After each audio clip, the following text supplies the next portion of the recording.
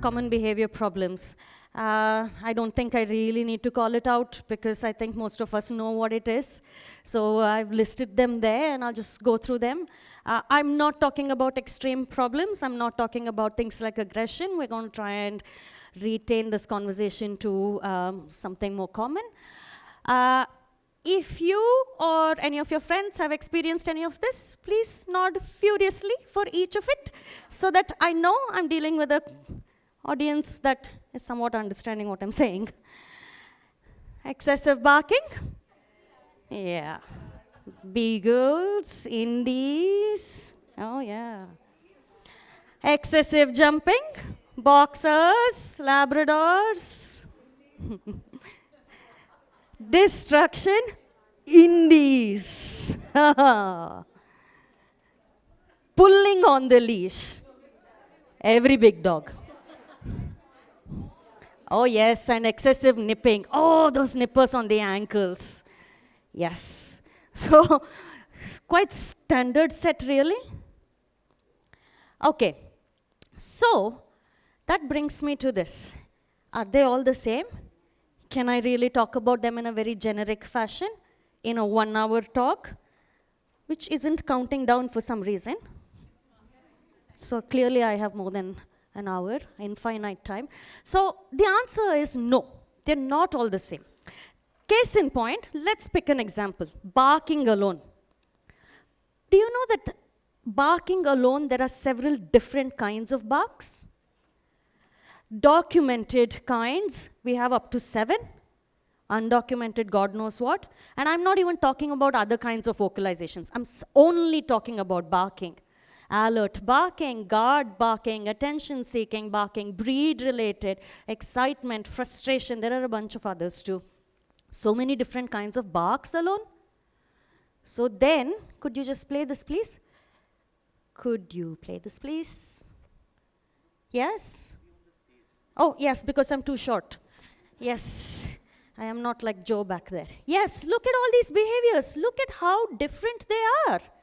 Pulling on the leash, jumping, they're so different. If barking alone has this many different kinds, and we throw in all these other, all that satellite of behaviors, that's a bit of a tall ask, isn't it? Trying to cover all of this in 1 hour.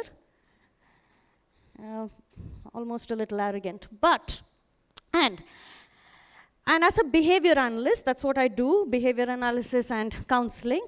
What do? We look at a certain behavior, and I'm going to ask myself the question, why did the dog pick up this behavior? And why is the dog continuing to offer this behavior? What's going on? And a lot of things need to be considered when I'm asking this question. Number one, I don't put it in order, okay? Some behaviors are breed-related. There's a predisposition. When we even looked at that list of problems, there were clearly breeds that were standing out, right? History. Dr. Anthony spoke about this, and oh my goodness, I cannot tell you how important history is, because more than half the times, that is where the problem is. The current environment that is clearly supporting this behavior, not letting it go. Health. Health is such a big component of this, and personalities of both. Dogs also have personalities. They are also individual, and pet parents' personalities and the other stuff in the house matters. So then the question is, if it's this complicated for one behavior, how am I going to actually talk about this in 1 hour? So I'm going to look at this slightly differently, a different perspective. I'm not going to go through all that. That is meant for my job. Okay? And I take 2 to 4 hours sometimes to get to the bottom of what's going on. But we're going to look at this a little differently. We're going to look at the underlying mechanics. So if you could just open the mind up of a dog and see what's going on in terms of the biology of these behaviors, something else starts emerging, and that's going to get interesting. So now, let's look again at these behaviors, but this time notice the commonality in all of them. Notice, play please. Notice the busyness in all of them. All busy movements, right? None of them can actually be classified as calm movements. Look at that Dalmatian down. It'll drive you dizzy. And look at the eyes of that black dog there. You can see it. Okay. So they're all somewhat very busy movements. Now we're beginning to see some commonality in these. Yeah? Can you think of human examples that are similar? Busy behaviors. Sorry? Rushing to office, but no, I'm talking about movements, busy behaviors. You don't answer. I asked her not to answer because, oops, sorry. Play, please. Notice the busyness? Yes, we had to stage this, but we've seen people do this. Same busyness in these movements, right? Pacing, fiddling, same busyness. Now we might start having a clue. Okay, my face should not be there. Is there possibly a common denominator here? Can we have this conversation in an hour? And the answer is yes.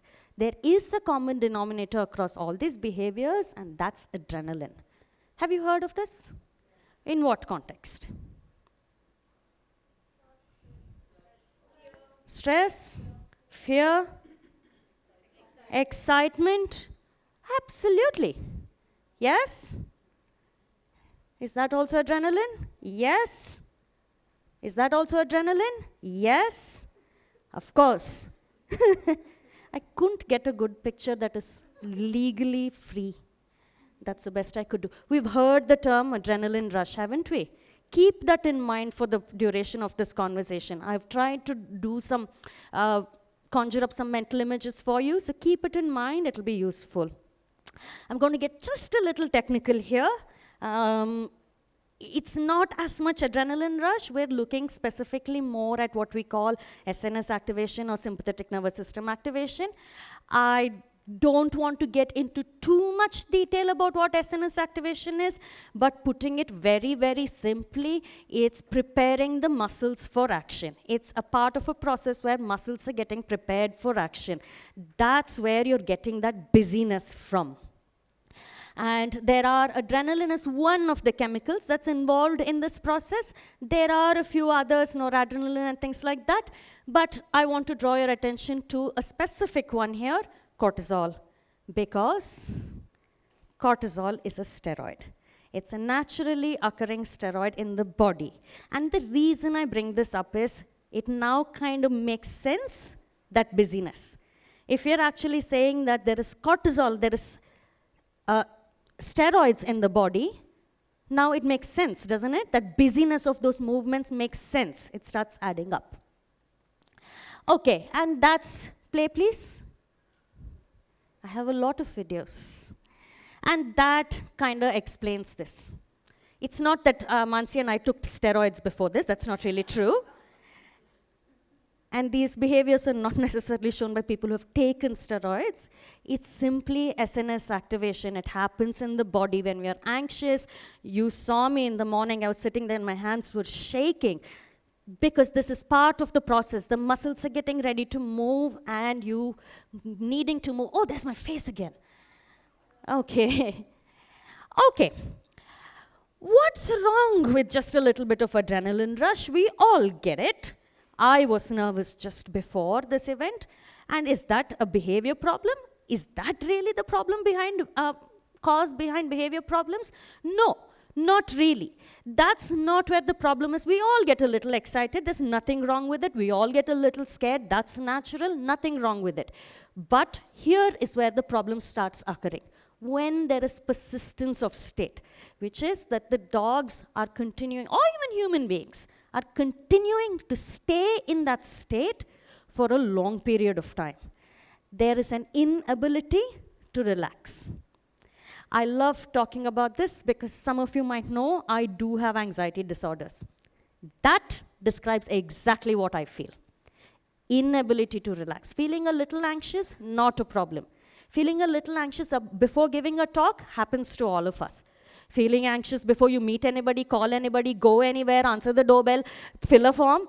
Now we're talking about persistence of state. I'm sticking there and I'm not getting out of there. The sciencey bit of it, we already spoke about. This is what we're talking about, SNS activation, adrenaline and cortisol, and the sciencey bit of it is basically what we're saying is there is residual cortisol. It's too much, it's not coming back down at all. That's where the inability to relax from is. But in these dogs that sustain and remain in that state, we start seeing some additional problems. It has gone from just a little excitement here, a little excitement there, and if we have high levels of cortisol, we start seeing some behaviors. Abnormally active, and look at the term, abnormally active. It doesn't feel right.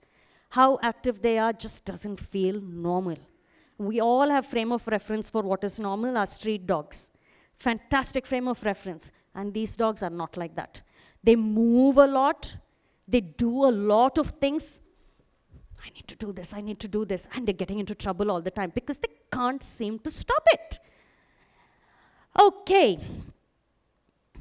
So there is a word that we use to start describing these dogs, don't we?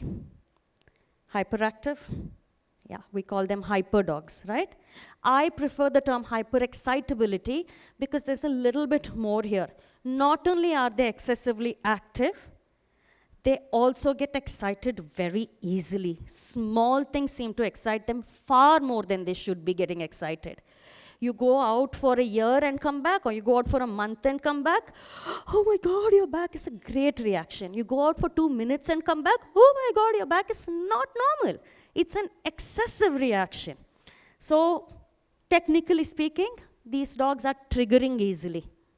That's what it really is. This is the point at which we start calling it problem behaviors. And we start seeing these behaviors. They're persistent. They're not going away. It's not just a little bit of excitement. This is the point at which we call them problem behaviors. And it's somewhat important to understand this. Okay. Now, at this point, usually it comes back to this. We do a behavior analysis. We try to figure out what happened. Why did you get here? What got you here? Is it just breed? Did you have a history? Health, so on and so forth. Okay? But it's not always possible to get to the bottom of it, especially in a country where we deal with so many rescue dogs. You have no clue what the history is in many cases. You have no clue what breed mix half of them are. They look like a dog designed by committee. And health issues, with our diagnostic tools, half the times we have no clue what's going on. Okay, so, all right, so what I'm going to do for you, it's very hard for me to answer this question. Okay, so, all right, I get it. My dog has a behavior problem, and okay, that seems to be a result of hyperexcitability, but can you explain why? Why on earth is my dog hyperexcitable? What the hell is going on? What has happened to him? I've had him since he's a puppy. What has happened to him? So what I will do is, as I said, individual problems are very, very hard for me to crack because it's really very specific, and you saw all the parameters that we need to look at, right? So individually going down to each case is going to be hard. However, what I'll do is I'll give you an analogy, an example, to see how it works, and then I welcome you to go back home and try to work it out for yourselves on your dog and see how it works for them. Okay, so I'll work it out with my dogs. It's like an exercise. We'll work it out with my dogs, and before we do, there's one last bit of geeky, sciencey stuff I'd like you to keep in mind, and then we'll go into the analogy. So SNS activation that we spoke about, that getting excited, it is a result of both excitement and anxiety. We cannot forget that. It's going to be so critical for the rest of this 48 minutes. An interesting thing about SNS activation is that no matter where that excitement comes from, be it excitement, be it anxiety, if it is activated, the outcome looks surprisingly similar. At a mild level, busyness. I'm excited about the vacation I'm going on. Oh, kids excited to go out on an outing. You feel like you need to tie them down, running around so excited. I'm nervous about a talk. Very similar. Yeah? So that busyness, it doesn't really matter whether it's excitement or anxiety. You know, if you start seeing that, you know it's SNS activation. Yeah? At a chronic level, which is that I'm constantly in this state, I'm constantly exciting myself a lot, or I'm constantly anxious a lot, and I start having, and I'm staying in that state, then we go into hyperexcitability or anxiety disorders too. And some other stuff too. There's a lot. There's a fantastic book called Why Zebras Don't Get Ulcers. I strongly recommend you all read it. It's a book for people, but fantastic book, Why Zebras Don't Get Ulcers. Okay, and at an extreme or an acute level, and this doesn't happen as much to dogs, so I'm not trying to scare you. It does happen in people's cases. What happens? What is the outcome of acute SNS activation?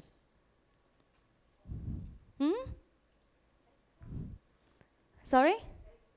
Health problems is a mild way of putting it. Nope. What is the worst that can happen with heart attack? I won a lottery ticket, heart attack, and died. Lion came in front of me, heart attack, and died. Actually, the extreme of it is death. It is known that if you overload the body with cortisol, yes, it can cause death. An acute SNS activation can also do it. And the reason I bring it up is not because I'm trying to tell you your dogs are going to die. That's not it. The reason I bring it up is for you to understand how the impact, how the impact of SNS activation is exactly the same whether it comes from excitement or anxiety. In all levels, at all levels, okay? So this is important to keep in mind as we go into the analogy. All right, we're going into the analogy, and it's going to heavily feature Mansi here. She did the acting for me. Okay, so we're going to use an analogy for this. Excuse me, play the video, please. So we're going to imagine that there is a cup, and the cup is your dog, okay? Nishi is my dog. And we are going to imagine that the liquid that's there is adrenaline, okay? I'm going to simplify it. I'm not going to use SNS activation, cortisol, blah, blah, blah. I'm just going to simplify, and we'll stick to adrenaline for understanding this. Okay, so now, let's say that early in the morning, we need to go for a walk. We ask Nishi to get a video, please. We ask Nishi to go for a walk, and look at that. Oh, she's getting excited. I just need a reason to put my dog's pictures on PowerPoints. She's getting excited. You can see that, right? Not very excited, not over the top excited, but they both are getting excited. What is that going to do? Video, please. Can you just stay focused there, because we have lots of videos immediately after. Yes, so there is a little bit of adrenaline that gets added in. It's a small amount of excitement, yes, so there's a little bit of adrenaline that gets added in, okay? Now, maybe, during the course of the walk, she calms down, she comes back home, then she settles down, and then she sleeps a little bit, and this adrenaline leaves the body. Adrenaline leaves quickly, cortisol takes time, but I'm just going to stick to adrenaline, okay? So in my analogy, let's assume that the sun is out, and there's evaporation, and this liquid goes away, and we're back to base. It's never at base, it's never empty like this, you understand that, but just for example. Okay, so next what happens? On this particular day, let's say that she's out on the walk, and she ends up meeting her best friend, Sky, who's a 20-month-old puppy. Oh, she loves him. She absolutely loves him. And so what's going to happen? More excitement, more adrenaline went in. Yes? And now she's not going to calm down right after the walk. Most likely, today has been an exciting day, which means that she is excited for most of the morning. Till we feed them, we come back, we have our breakfast, blah, blah, blah, we get ready and go. It's an exciting day for her. So she's remaining slightly higher, because if we were to rely on evaporation, if there's more liquid, it takes longer, yeah? So obviously this takes longer for her to come back to baseline. But now let's say that when we come back home, yoga teacher is waiting. Oh my God, human being, so much more exciting. Now we're getting more and more. More liquid is being added. More adrenaline is being added. Now she's not going to calm down by the time we leave because she's had an incredibly exciting morning. Now most likely we need to leave. She needs to sleep for a little bit. By the time we come back in the evening is when she's probably at base. But what I'm going to do now is, play please. I'm going to introduce Tiggy, my other dog. Okay? Now there are 2 dogs who have gone through this morning. And observe this photo carefully. I've done this by design. You see Tiggy's cup is a little bit fuller than Nishi's. And there's a reason for this. Those of you who have met Tiggy perhaps understand this. She's a little bit more of a skittish dog. She gets anxious a little bit more easily. It's her history maybe, her breed maybe, I don't know. But the same set of events that only did this to Nishi is doing much worse to Tiggy. And another thing to notice here is this cup versus this cup. This was also by design. What that means is the same set of things which would have added only this to Nishi is adding a lot more to Tiggy because she is a little bit more up there. Okay, so now what's going to happen? Tiggy is a little bit in the red zone already. And I'm narrating this from one of the days that it happened. Okay, this is exactly what happened. So what happened? She had an argument with Nishi. Where did that come from? It came from here. Because they've been having a somewhat of a, remember what I said, though everything in the morning had to do with excitement, it led to an argument and a squabble between them because flight or fight hormone and the excitement hormone, exactly same story. So that explains the argument that they had. Video, please. And arguments add in plenty. So now if they've had an argument, they're not going to feel better till very late in the evening, and chances are that Nishi and Tiggy probably need me to do something with them, calm them down a little bit. I might even find them in a bad mood in the evening. So this is now, the story is extending, and you see how it's taking longer and longer and longer for them to return back to base. So I'm going to leave them at home, and okay, I'll go back. I'm going to leave them at home, and Nishi is probably going to sleep a lot that day. Tiggy, because she's a little bit more up there, she's most likely going to chew something up. She's in Indie. She's going to chew something up. Why? Why would she chew something up? Why am I predicting it like this? Because this is interesting. Chewing reduces cortisol. I've put 2 studies here, one on human beings and one on rats, and the answer is the same. You don't really need any of this information. You can go look it up. If you say chewing and cortisol, you'll find plenty of studies on it. But blood tests on people as well as rats show that a chewing session significantly brings down cortisol. Now it makes sense, doesn't it?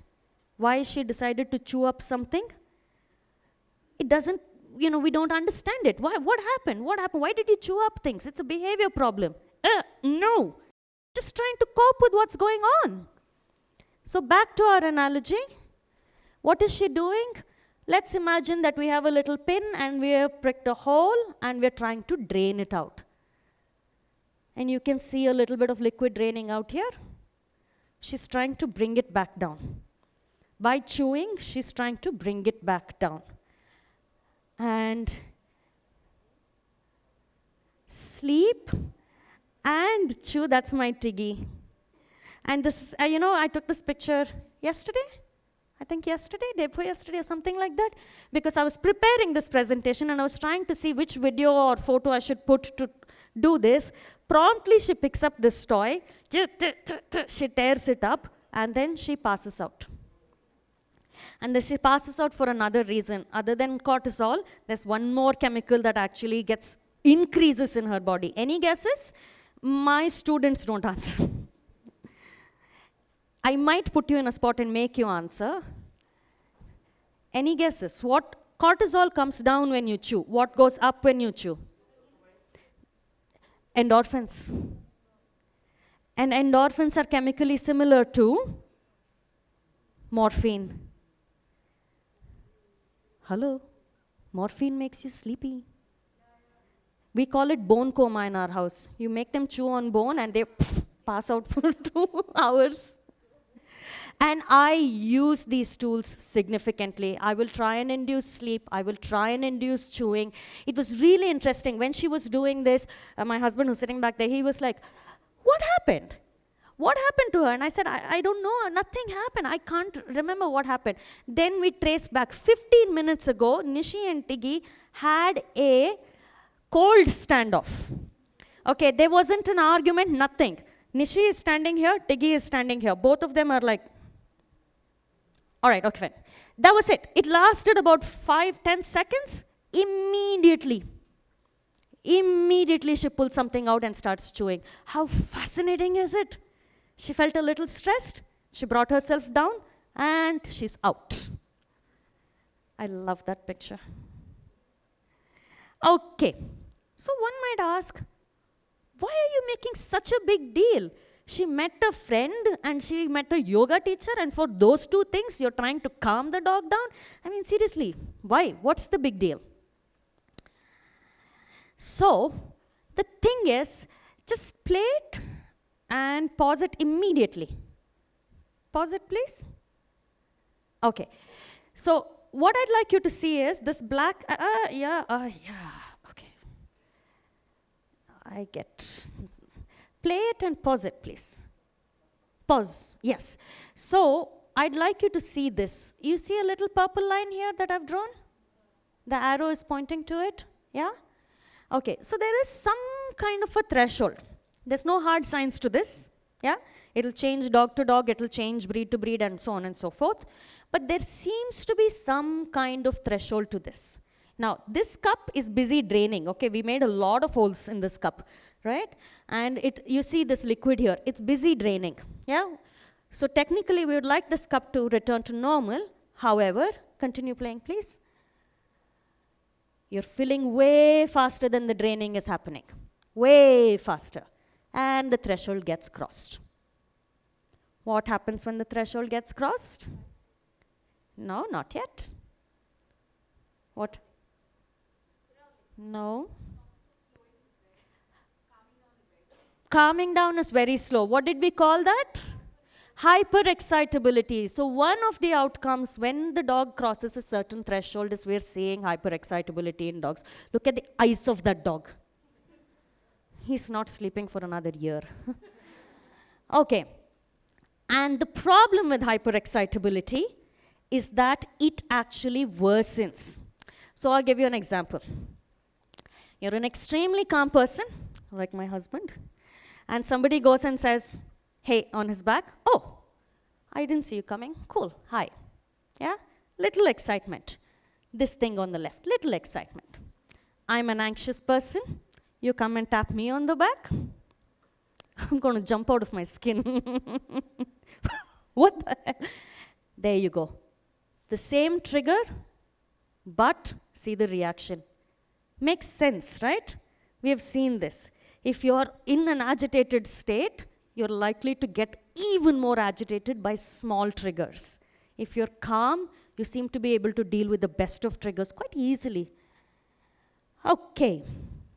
Where does that leave us? And of course, play please. At this point, different dogs will choose different coping strategies based on their breed, their history, personalities.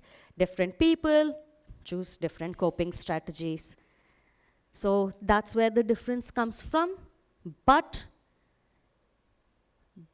the underlying mechanism is remarkably similar.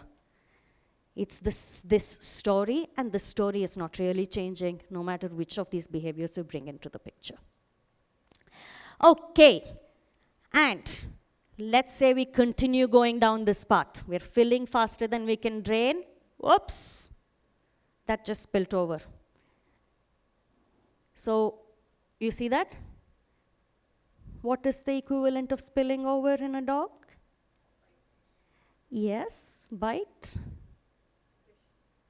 Yes, all kinds of lunging, growling, snapping.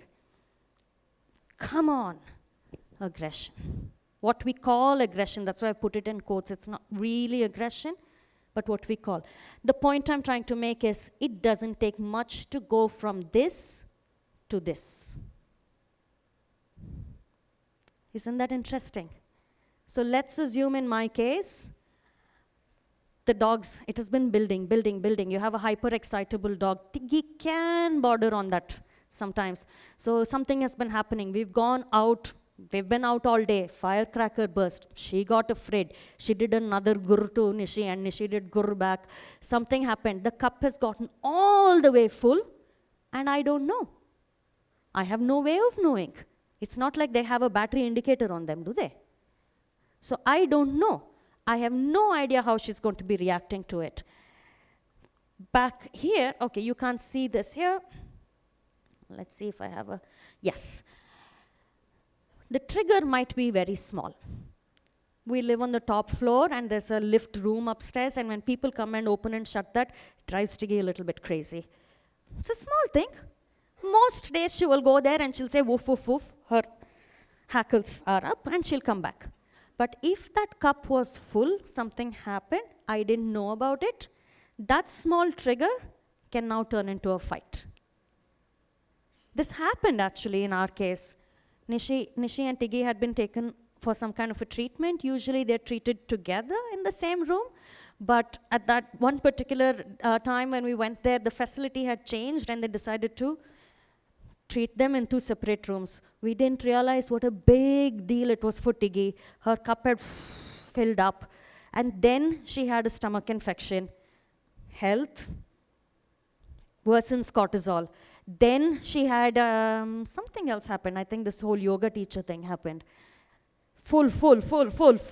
And then one day, we were trying to play with Nishi, and we were trying to see under her paws, and it was getting very excited. We got carried away, and we started fooling around with her. A little bit of excitement is what? A little bit of adrenaline, yeah? But when the cup is full, this is not just an innocuous little bit of adrenaline, is it? Nope. She came and took bite at Nishi. And what do we do at this point? Most of us spend a lot of time trying to analyze this. This little cup, this last trigger. What made her bark? Maybe the sound upstairs reminds her of something. Maybe the person there looks like something, because she hasn't reacted like this any other time. Maybe she's jealous of Nishi. Maybe she doesn't like Nishi being, so much analyzing of what happened. But where is the actual problem? That part. The cup is freaking full. And that's where our problem is. And we need to look at it and address it. And that's why I like this analogy, because in most behavior problems, that really is what we need to address. And in 99% of the cases that I deal with, that is what I address. Yes. Garlic and fennel. I'm asking that this statement of not... It's for every herb. Okay. So we kind of do that, and I'm thinking that I'm very conflicted at this point, because we generally, as a practice, have been putting spirulina in our food. So should we just like give it to the dogs? Spirulina is pretty safe. Okay. But if you would like your dog to me with the dog that's up here, and the first thing I need to do is to figure out how to get it lower. Then I will look at the triggers and say, okay, what is going on, history, blah, blah, blah, what's going on. And get this to something a little bit lower than threshold. Okay. So, all right. So we understand why we have to take this idea of draining this thing seriously. It doesn't matter if you have a calm dog. It doesn't matter if you have an aggressive dog. It doesn't matter if you have behavior problems. One thing that will give you success is if you start reducing adrenaline and cortisol. That will give you a lot of success. So what can we do? There are a whole bunch of things we can do. We already spoke about chewing. It's so powerful. I can't tell you how powerful it is. We use it left, right, and forward in our homes. I ask my clients to use it, students to use it. I told you, we call it bone coma because the dogs just pass out at the end of a 20-minute chewing session, and they passed out for 2 hours. And I love doing this at least once a week with normal dogs, and with dogs that are a little above threshold, a lot more frequently, as much as we can enable it. Sleeping. That's my doggy again. Okay, sleeping helps, and I will try and encourage sleep. If it means that I have to shut the curtains during the day and keep the room dark, if it means I have to reduce the amount of noise and hustle bustle in the house, if it means that I should not be working from home and I should actually be working from a coffee shop for a few hours, because they can't fall asleep when we're around a lot of times. So whatever it means, whatever it takes to try and induce sleep. We have goodie bags, Vinod. Pop quick question. Okay, again, my students don't answer. How much sleep do dogs need?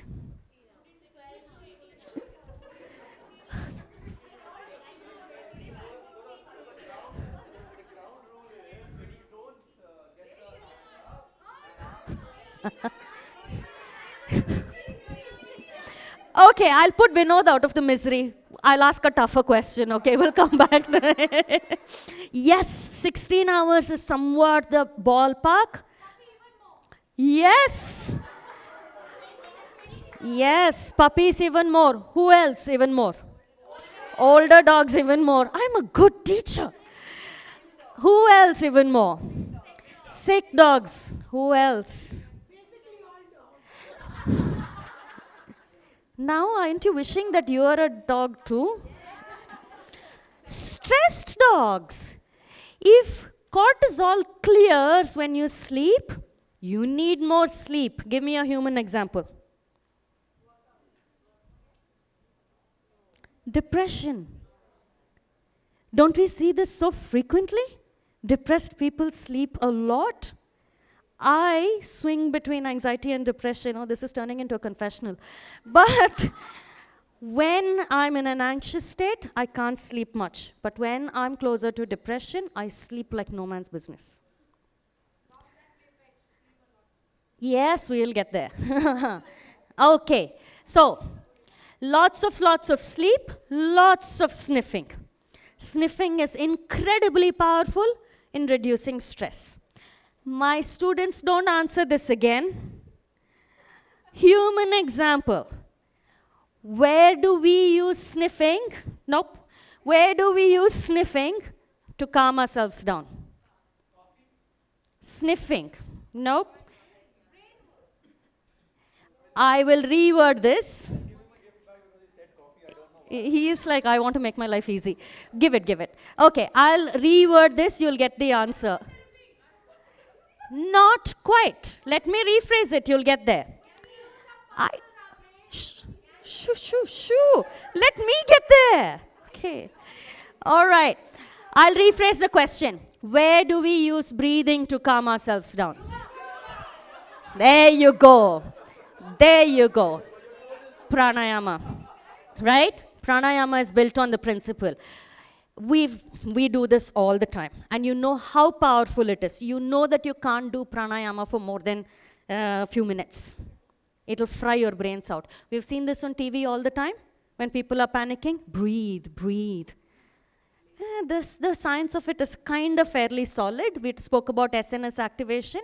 Breathing is one of those things that can switch between SNS and PSNS, but blah, blah, blah. What you need to know is breathing and sniffing does reduce anxiety and cortisol and adrenaline. There was also a few, I think 2 projects now going on. I don't know, Martina might know. At least 2 projects going on in Europe that's measuring heart rate of dogs when they do different activities.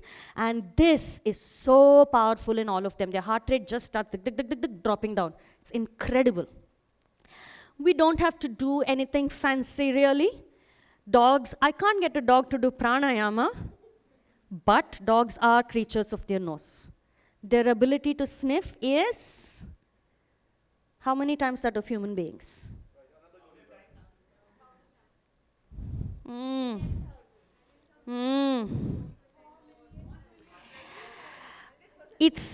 It's predicted, and I don't know if there's actual solid science to this, it's predicted that it's close to a few 100,000 times to up to 1,000,000 times better than human beings. Okay, she said million, goodie bag for her. And the proportion of the brain that is dedicated to sniffing is much higher in a dog than in the human being. So the brain is lighting up like a Christmas tree when they're sniffing. They can tell so much by sniffing. A dog that's, I don't know how many of you have read this fantastic book called Inside of a Dog, I think. Alexandra Horowitz, fantastic book. She's done a TED Talk on sniffing. You should look it up, Alexandra Horowitz TED Talk. It's really good, and there's an abridged version of it as well. When they sniff poop, it's disgusting for us, but for them, what are they sniffing? They're able to, no, not you. Oh my God. Visiting cards, yes.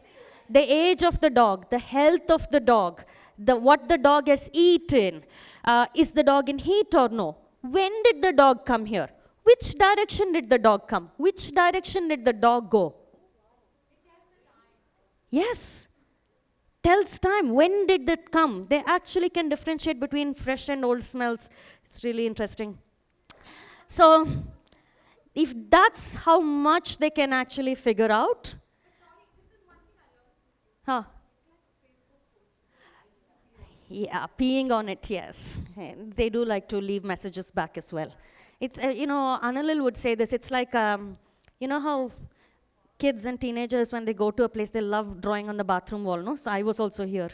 Something, I was also here. Something meets something, one love, heart and all that. Somewhat like that. They're social animals. So I love to use very, very offbeat ideas. I love construction sites, sand piles, empty roads, basements, car parks. All the cars have how many smells? The tires. Late in the night, after everybody's gone to bed, is when we come out. Okay. Thinking. Thinking also reduces heart rate and SNS activation.